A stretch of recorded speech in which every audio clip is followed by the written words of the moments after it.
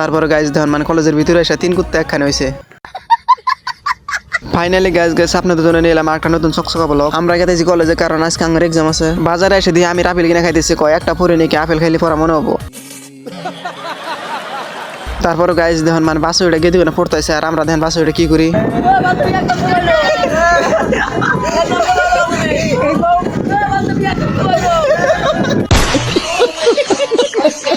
তারপর গাইজ দেখুন মানে আর মানে গেদি দিলে খোঁজ করতেছে তোমার এক্সাম কি বলে, আমরা এখন এক্সাম দিবার যাই নাই।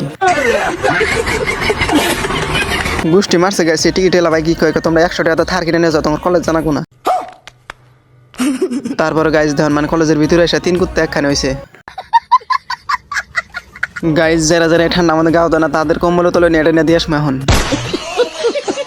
তারপরে গাইজ দেখেন পিঁপড়ার বাসাটা ওই হাতে করে নেগাতাইছে, কয় যে একটা কেটে এখন প্রপোজ করে অ্যাকসেপ্ট না করলে ব্যাগে মন তুলে দিবে এটা।